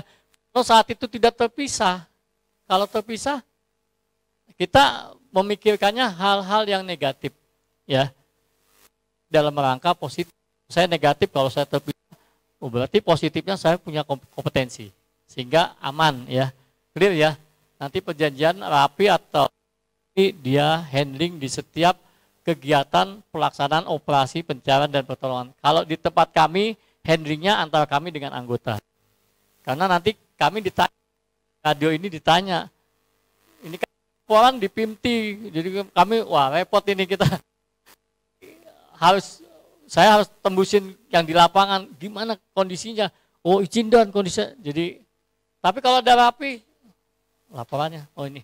Oke, berdasarkan informasi, kami senang. Karena Rapi terikut dia. Clear ya? Jadi kita satukan persepsi lagi bahwa untuk handling komunikasi di lapangan ada 2. Rapi dan Orari, itu aja. Ya, kalau kami kembali itu adalah handling untuk anggota kami. Nah, untuk Mas Asmo ya, Mas Bagus, terkait untuk pelaksanaan balik kembali nih, kita menyepakati sebenarnya yang tadi saya balik ke awal, SAR adalah kegiatan kemanusiaan yang dilakukan dengan sukarela dan tanpa pamrih. Biarlah Tuhan yang menilai, ya kan? Kita mau dapat apa, biarlah Tuhan yang menilai. Karena repot kalau bukan organisasi, saya enggak mengundang Mas Bagus bergerak, enggak. Kita mengundangnya mana nih Rapi? Nah, karena yang saya kenal Mas Bagus, HP-nya Mas Bagus anggota Rapi mana nih, kok nggak ada yang bantu? Nah, jadi intinya sebenarnya organisasi. Teman-teman yang harus dipahami itu organisasi. Ya, sama dengan saya ke Mas Amin. Ya karena yang menghandle Mas Amin, ya saya kenalnya Mas Amin. Mas Amin anggotamu mana? Saya bingung nih kalau nanya Mas Amin anggota yang mana nih Dan? Anggota yang Gupala? Anggota yang Rapi, anggota terserah kamu lah anggotamu. Nah, jadi dia bisa memberangkatkan semua, tapi tidak ada satu nama, saya hanya organisasi. Jadi dia menggerakkan dari Gupala, menggerakkan dari Rapi, organisasi yang bergerak. Kita sepakati saja bahwa yang bergerak di sini bukan individu, ini organisasi. Sehingga kalau di lapangan itu ada bahasa tidak boleh ego sektoral. Kalau saya terbalik, boleh ego sektoral. Kenapa saya mengatakan boleh? Baju saya nih, ini ego sektoral saya. Ini saya Basarnas loh. Terus saya disuruh, Dan ganti pakai baju rapi dong. Ya nggak mau lah saya. Ya saya ya kan suruh ganti, saya ini kan ego sektoral, saya nggak mau diganti. Biar di lapangan Basarnas kelihatan. Pun dengan anggota rapi, ganti pakai baju oranye Basarnas, nggak mau lah. Saya kan rapinya biar kelihatan. Nah hati-hati nih. Itu ego sektoral. Tapi apa? Kan lembaga yang dibela, coba diperhatikan. Bukan Mas Amin bela Mas Amin, tidak. Yang dibela adalah rapinya. Itu namanya ego sektoral. Yang tidak boleh kalau ego sektoralnya adalah rebutan. Misalkan ada mayat, yang nemuin rapi dulu nih, Basarnas nggak boleh ambil. Nah, itu yang tidak diperbolehkan, ya. Nah, karena tadi ego sektoralnya salah langkah. Padahal Basarnas tidak pernah mengatakan operasi SAR dilaksanakan oleh Basarnas. Kami tidak pernah. Operasi SAR gabungan. Kita selalu mengatakan operasi SAR gabungan. Karena apa? Tadi balik kembali, Basarnas bisa melaksanakan, bisa. Tapi amanahnya kenapa suruh melibatkan potensi? Kalau saya tidak melibatkan potensi berarti saya membohongi amanah undang-undang. Hati-hati itu, sepele tapi saya mendustai negara. Hati-hati. Kan negara sudah mengatakan operasi SAR kamu libatkan potensi. Berarti kan saya libatkan dong teman-teman sebagai potensi. Clear ya? Oke, yang dibawa nama organisasi. Tapi nanti kalau mendapatkan satu sertifikat, kan biasanya kita mengeluarkan ucapan terima kasih. Ini ada dua. Secara individual, siapa yang terlibat kita mengeluarkan, secara organisasi kita mengeluarkan. Ya, ini Mas Amin kali kemarin ya yang ikut Cianjur ya. Cianjur nggak ikut ya. Nah, tapi KG di Semarang ya. Iya. Kalau Semarang kan mengeluarkan ucapan terima kasih, sertifikat piagam individual dengan organisasi. Karena itu ucapannya tanpa organisasi nggak mungkin ada individual saja ya. Tapi yang diceritakan baru benar, jangan sampai terjadi ya tadi rebutan mayat, malu-maluin. Wah ini kalau di lapangan itu selip-selipan mobil ambulan, makanya yang bawa ambulan itu harus belajar racing dulu deh. Ya, jadi kalau ada informasi ada mayat di TKP ini, langsung ambulan partai A, partai B, wah semua partai ngumpul. Mayat 1, 20 ambulan di satu, set. Nah, ya ini ego sektoral boleh. Ya, kalau saya pernah seperti ya hampir 50 potensi organisasi. Saya gampang, maumu apa? Saya buat dokumentasi apa? Biar terkenal. Oke, berarti pakai wartawan. Jadi mayatnya tak kumpulin dulu, 18 mayat tak kumpulin. Masuk 1, 2, 3, 4, potensi bawa foto, cekrek, udah kan. Bawa gantian. Jadi semua potensi tidak rebutan, tapi kita atur. Jadi semua mukanya kan terfoto semua. Nah, ada organisasinya, itu satu kebanggaan. Itu satu kebanggaan bahwa kami pernah berkiprah di sana. Nah, jadi kita mengakali satu mayat, oke, kelompok 1, 2, 3, 4, 5, 6. Ayo pegang dulu mayat cekrek. Nah, udah gantian yang lain. Nah, itu boleh. Buat apa? Dokumentasi bahwa kita pernah melaksanakan operasi di sana. Nah, selanjutnya yang terkait Merapi, masuk di Selo. Nah, sana Selo ya masuknya. Ya, masuk Selo. Nah, ini Merapi kalau saya pribadi ya, ini serba salah nih. Jadi kalau sekarang nih begini Merapi, semalam kan segitu aja sudah panik. Padahal semakin kalau kami bilang semakin muntah semakin aman ya. Karena dia muntah. Tapi kalau dia diam, kalau kita terima berita satu malam kok 3 kali langsung cek dulu 3 kali. Satu malam 1 kali cek langsung minta cek, ini bahaya nih. Ya, 1 minggu cuman 1 kali 2 kali, wah bahaya ini. Sudah ini memanas ini dunia persilatan ya. Mesti segera komunikasi. Kalau di Merapi kita bawa mobil orange saja sudah pada dilihatin masyarakat. Ini opo. Nah, gitu. Udah sampai ke atas, biasa kan kita sampai ke babatan ya, sampai naik ke atas.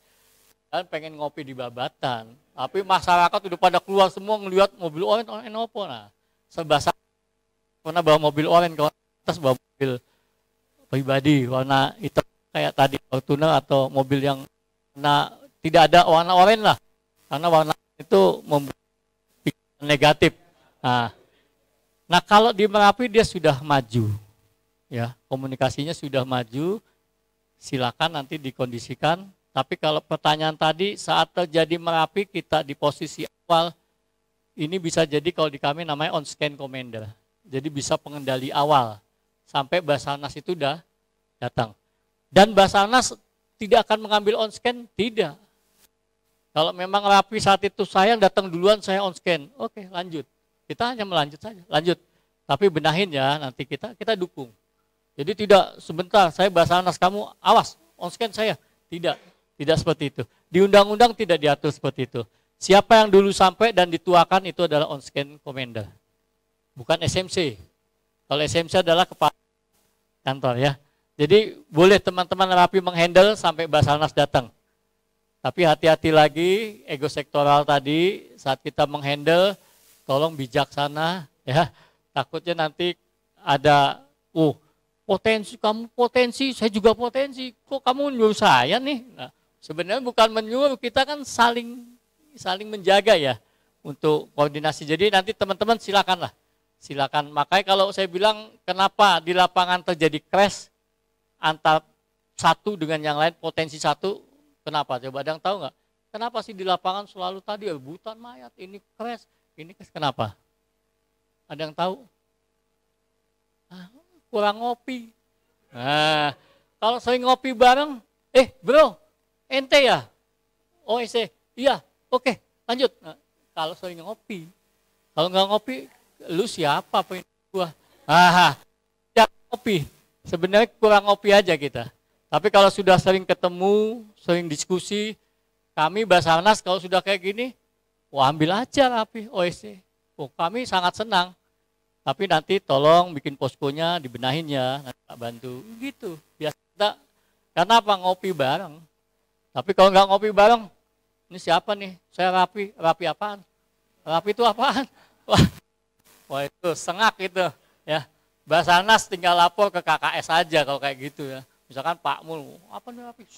Wah itu tinggal dilaporin KKS. Nah, nanti Pak Mul dipanggil tuh ke ruangan itu untuk ngopi bareng gitu ya. Intinya itu, silakan dikondisikan kalau rapi duluan dia yang dituakan. Kalau bahasa kita dia yang mengendalikan untuk operasi. Tapi kalau sudah datang kami, mau lanjut silakan, mau diserahkan silakan. Intinya Basarnas tidak ada di sana. Kita akan dukung. Oh ya itu monggo. Karena kan kalau sudah nanti kita sering latihan bareng, ini Mas Amin tetap fokusnya Urbansar. Di Urbansar itu namanya BO. Jadi ada satu kotakan di dalam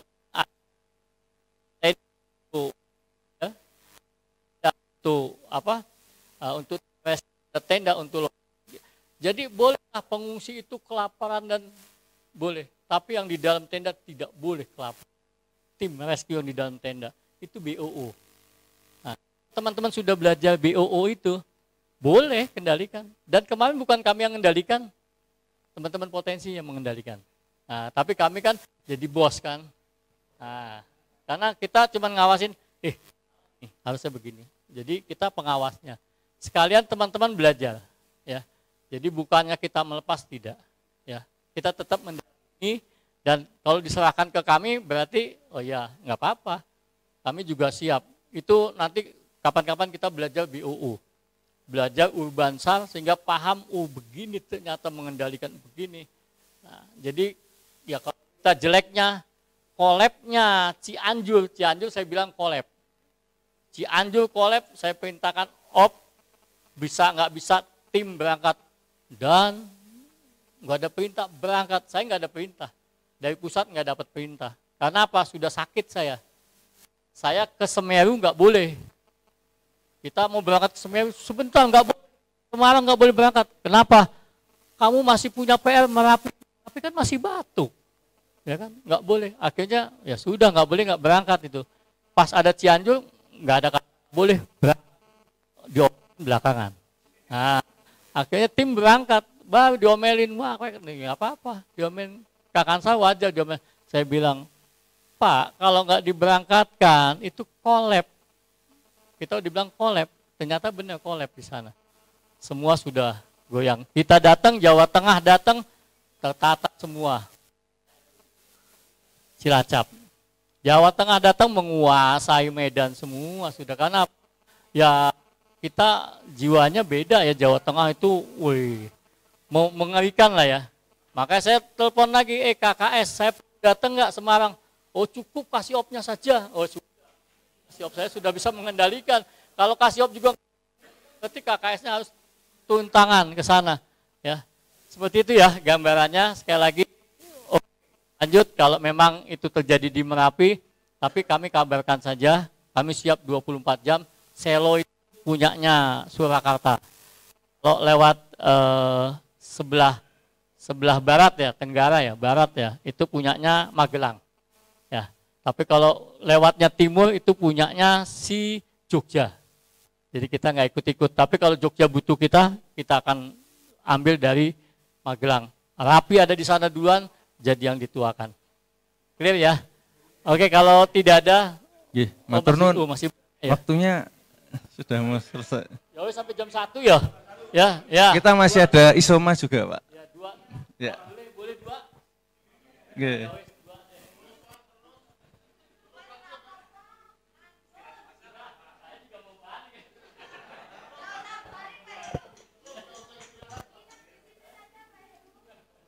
Izin Pak Heru, selamat siang rekan-rekan semua yang ikut pelatihan Satgas. Di sini kita menggarisbawahi bahwa kita ini dari komunikasi, Pak. Apabila terjadi satu bencana dan semua instansi terkait sudah ada di lokasi bencana, untuk kami ingin menanyakan koordinasinya kami, memohon arahan, mohon petunjuk itu ke Basarnas atau BPBD, atau setiap kejadian bencana ditetapkan komando komunikasi ada tidak. Terus yang kedua, menyikapi tadi kalau kita Latsar ini baru dasar Pak ya, kita belum pernah diadakan latihan search and rescue, jadi kita hanya komunikasi dulu ini. Jadi teman-teman, intinya kita kalau ikut bantuan kebencanaan, kalau kita mau turun ke lapangan, terjadinya dua alternatif Pak. Kita jadi penolong atau malah jadi yang ditolong Pak. Karena kita kurang dengan pengetahuan tentang search and rescue. Mohon nanti berkenan Pak Heru bisa menjelaskan dan mungkin bisa menindaklanjuti setelah Latsar ini bisa diadakan atau mungkin bisa diagendakan pelatihan untuk cara pertolongan. Terima kasih.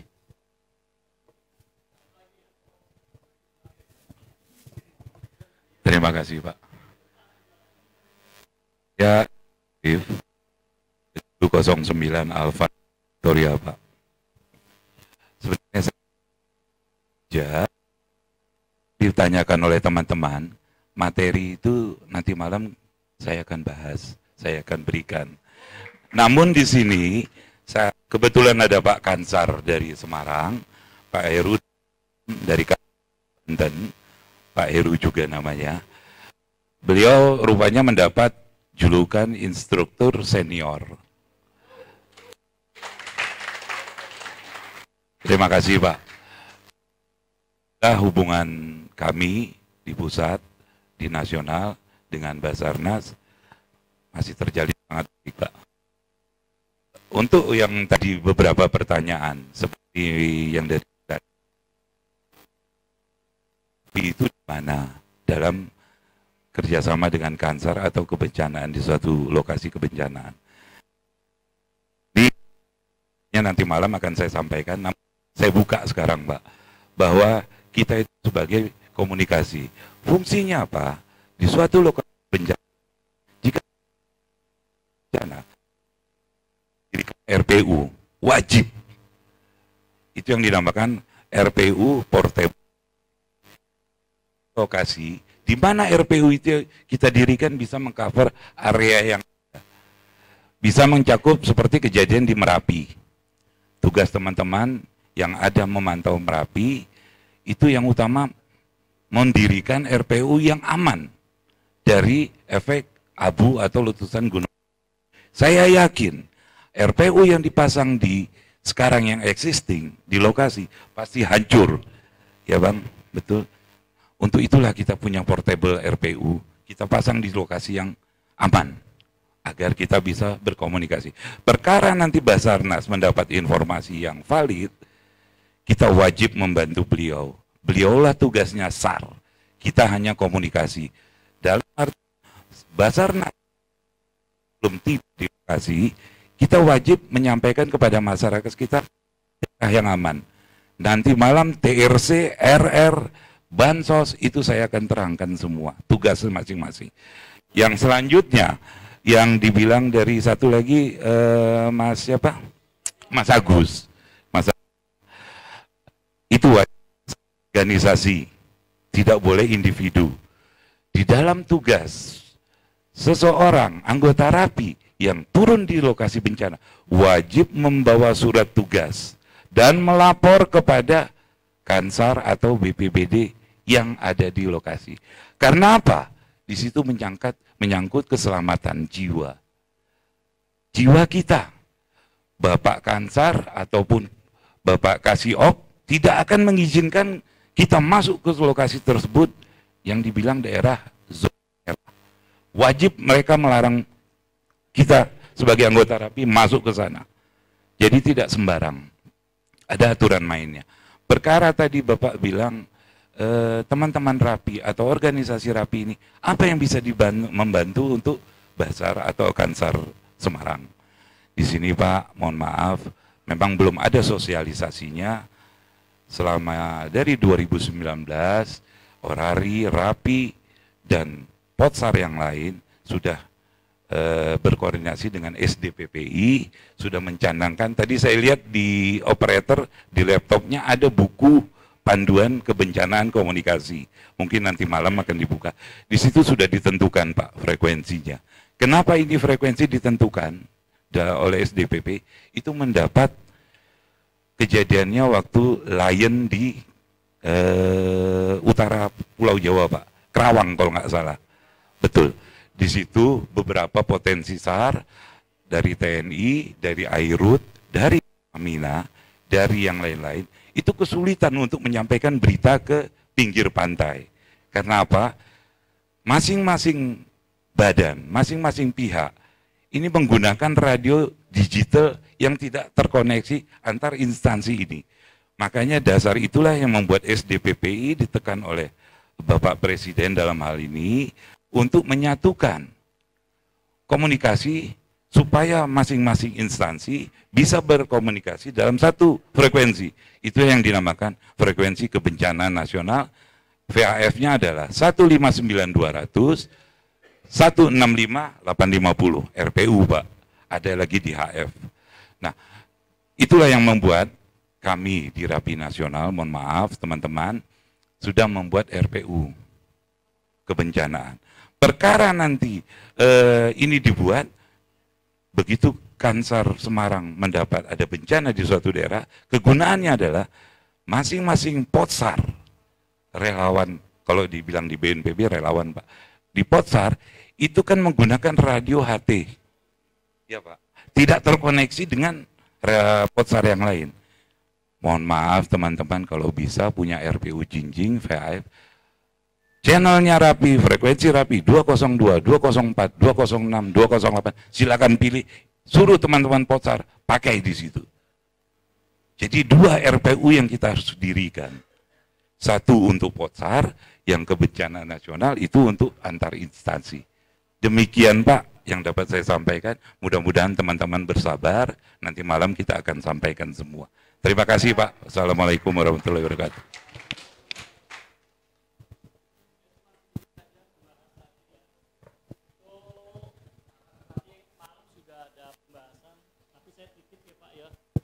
Nanti untuk frekuensinya apakah hanya frekuensi kebencian atau satu lagi ada frekuensi, karena ini beda cerita ya, beda cerita.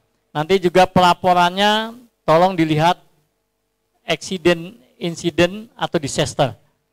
Nah, kalau bencana monggo ke BBBD, tapi kalau masuk operasi SAR ke Basarnas. Kalau di bencana tanggap darurat, kalau mau jadi potensi ke Basarnas, kalau mau jadi relawan ke, walaupun hanya sebagai operator atau sebagai komunikasi, ya, tetap ini terpisah karena memang beda penyampaiannya nanti, ya, ke instansinya masing-masing. Kalau BBBD kan ke Pemda ya, ke Pak Gubernur atau Pak Bupati, Wali Kota. Kalau kami langsung ke KKS, langsung ke Badan. Ya, ini untuk mengantisipasi. Untuk tindak lanjutnya teman-teman bisa koordinasi sama Mas Amin nih. Dia biang kerok ini. Nah, biang sudah menyusun ya. Jadi dia menyusun rencana program 2023 Januari melaksanakan ini Februari.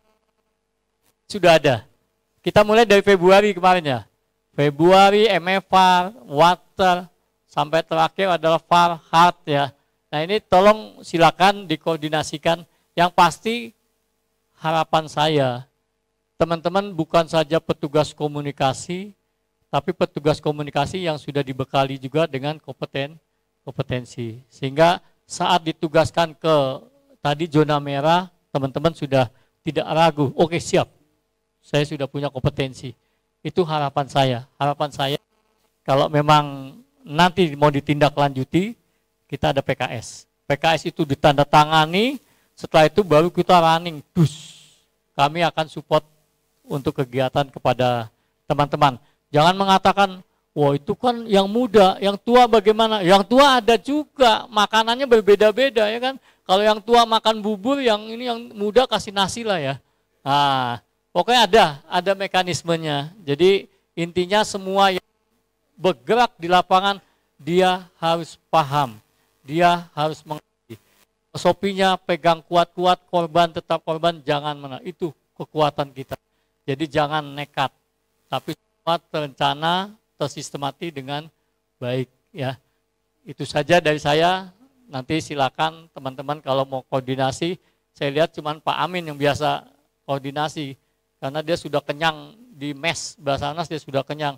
Makanya tadi saya tawarkan kalau besok mau main di mes saja. Pak Ketua bilang, wah gede sekali. Ya enggak juga lah ya. Ya memang mes itu biasa saja lah kalau yang sudah biasa. Kalau yang belum biasa masuk cuman seperti itulah ya. Ya, karena bahaya itu mes kalau udah masuk itu jalan jongkok segala macam. Itu saja dari saya, terima kasih. Mudah-mudahan berkenan apabila ada perkataan atau perbuatan saya yang salah atau tidak berkenan di hati teman-teman, Bapak Ibu sekalian, saya mohon dibukakan pintu maaf. Billahi taufik warahmatullahi wabarakatuh. Waalaikumsalam warahmatullahi wabarakatuh. Terima kasih Pak Heru dan terima kasih rekan-rekan. Kita akhiri sesi yang pertama ini. Nah ini sebenarnya jadwalnya adalah langsung ya, tapi ini istirahat isoma ya.